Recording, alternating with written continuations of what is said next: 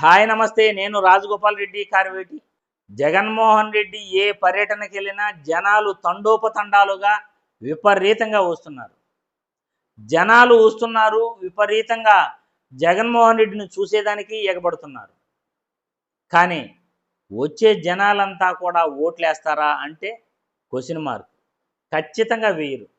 ఎందుకంటే అలా వచ్చే జనాలంతా ఓట్లేస్తారు అని అనుకుంటే చిరంజీవి గారు ఎప్పుడో సీఎం అయిపోయి ఉండేవాడు. పవన్ కళ్యాణ్ గారు ఎప్పుడో సీఎం అయిపోయి ఉండేవాడు. ఈరోజు ఆయన కూటమి పార్టీతో పొత్తు పెట్టుకోవాల్సిన అవసరమే ఉండేది కాదు పవన్ కళ్యాణ్ గారు. కాబట్టి ఆ వైసీపీ పార్టీ నాయకులు జగన్మోహన్ రెడ్డి గారు ముందుగా గుర్తించుకోవాల్సింది ఏంటంటే జనాలకు మీ పైన నమ్మకం ఉంది. జనాలకు జగన్మోహన్ రెడ్డి అంటే ఇష్టం ఉంది. జగన్మోహన్ రెడ్డి గారి పైన అభిమానం ఉంది. కానీ ఆ అభిమానాన్ని ఓటు బ్యాంకుగా మార్చుకోవాలంటే ఫస్ట్ జగన్మోహన్ రెడ్డి మారాలి. జగన్మోహన్ రెడ్డి మారి పార్టీని బలోపేతం చేయాలి. పార్టీని గ్రామ స్థాయి నుండి బలోపేతం చేస్తూ గ్రామ స్థాయి నుండి పార్టీని నిర్మించుకోవాలి. ఇక్కడ వైసీపీ పార్టీ నాయకులకు కానీ లేకపోతే జగన్మోహన్ రెడ్డి గారికి కానీ తెలియజేసేది ఏమిటంటే వైసీపీ పార్టీ నాయకులపైన అభిమానం అయితే ఉంది, కానీ ఓటేసే అంత అభిమానం అయితే జనాలకు లేదు ప్రస్తుతం. ఎందుకంటే మనం గత 5 సంవత్సరాలు పరిపాలించిన తర్వాత వైసీపీ ప్రభుత్వంలో కార్యకర్తలు ఇబ్బంది పడిన మాట వాస్తవం. ఇక్కడ ప్రతి నాయకుడికి మరియు జగన్మోహన్ రెడ్డికి ఆడ క్వార్టరీ అనేది ఉంటుంది. ఆ క్వార్టరీ మిగతా వాళ్ళని ఎవరిని కూడా నాయకుడి దగ్గరకు చేరనివ్వదు. నాయకులు కూడా కార్యకర్తలను, నిజమైన కార్యకర్తలను గుర్తించాలని వీళ్ళు ఎప్పుడూ అనుకోరు. నిజమైన కార్యకర్తను మీరు గుర్తించలేకపోతే మీ దగ్గర భజన చేసేవాళ్ళు మిగులుతారు తప్పనిచ్చి ఓటేసే వాళ్ళు అయితే ఉండరు. ఆ భజన చేసేవాళ్ళు మిమ్మల్ని తోపు అంటారు, మిమ్మల్ని పుడింగి అంటారు, మీరు అంత అంటారు, మీరు ఇంత అంటారు. కానీ వాళ్ళు ఓటేయరు. అవకాశం కోసం ఎదురు చూస్తుంటారు. అవకాశం వస్తే మీ కాళ్ళు లాగేసి మీ కుర్చీలో కూర్చోవడానికి కూడా వాళ్ళు సిద్ధపడతారు. అవకాశం ఉంటే వేరే పార్టీ మంచి అవకాశం ఇస్తే ఆ పార్టీలోకి ఎప్పుడైనా జంప్ అయిపోతారు. కానీ మీకు ఓటేయరు వాళ్ళు. వాళ్ళ అవకాశం కోసమే మీ చుట్టూ ఉన్న క్వార్టరీ ఉంటుంది అని మీరు గుర్తుపెట్టుకోవాలి. అలా మీరు గుర్తుపెట్టుకుంటే మీరు పార్టీని బలోపేతం చేసుకోవడానికి ప్రయత్నిస్తారు. నిజమైన కార్యకర్త ఎవరు అని మీరు తెలుసుకునేదానికి ప్రయత్నించాలి. నిజమైన కార్యకర్త ఎవరు అని తెలుసుకోవాలంటే ముందుగా మీరు కార్యకర్తలని సభ్యత్వ నమోదు చేసుకోవాలి. కార్యకర్తల సభ్యత్వ నమోదు కొత్తగా స్టార్ట్ చేయాలి.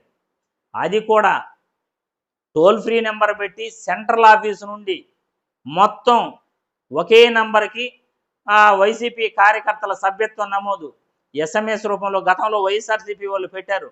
కార్యకర్తలను సభ్యత్వం తీసుకున్నారు. ఆ ఒక నంబర్కి ఎస్ఎంఎస్ ఇస్తే ఆటోమేటిక్గా అతను సభ్యత్వం తీసుకున్నట్లుగా గుర్తిస్తారు. సభ్యత్వ నమోదుకు 100 రూపాయలు ఫీజు పెట్టినా నిజమైన కార్యకర్త ఖచ్చితంగా రిజిస్ట్రేషన్ చేసుకుంటాడు. అటువంటి కార్యకర్తల ఆన్లైన్ రిజిస్ట్రేషన్ డైరెక్ట్గా చేసుకున్న తర్వాత ఆ కార్యకర్తలతో మీటింగ్ పెట్టాలి. ప్రతి నియోజకవర్గంలో కూడా ఆ కార్యకర్తల యొక్క సలహాలు సూచనలు ఖచ్చితంగా తెలుసుకోవాలి. త్రూ ఫోన్ ద్వారా ముందుగా వాళ్ళని సంప్రదింపులు చేయాలి. ఆ నియోజకవర్గంలో ఉన్న పరిస్థితులపై ప్రతి కార్యకర్తను అడిగి తెలుసుకోవాలి. ఆ నియోజకవర్గంలో నాయకత్వ లక్షణాలు ఉన్న వాళ్ళ పేర్లు అడిగి తెలుసుకోవాలి. ఎవరు మంచి నాయకుడు, ఎవరికి లీడర్షిప్ క్వాలిటీస్ ఉన్నాయి వాళ్ళ గురించి తెలుసుకోవాలి.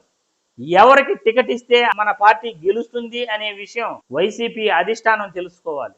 ఇలా తెలుసుకున్న తర్వాత కార్యకర్తల మీటింగ్ పెట్టాలి. నాయకుడిని, ఆ నియోజకవర్గ ఇన్ఛార్జిని మండల వ్యవస్థ మరియు జిల్లా వ్యవస్థ గ్రామ స్థాయి కమిటీలతో పార్టీని నిర్మించుకోవాలి.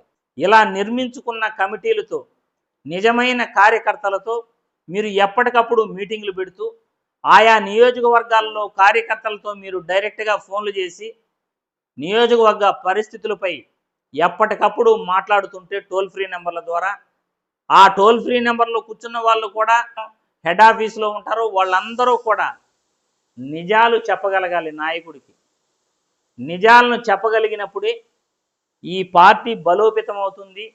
నియోజకవర్గంలో ఏం జరుగుతూ ఉంది అని తెలుస్తుంది. బలమైన నాయకులను మనం ఎంచుకోగలుగుతాం. బలమైన నాయకులను మనం నిర్మించుకోగలుగుతాం, పార్టీ అప్పుడే బలపడుతుంది.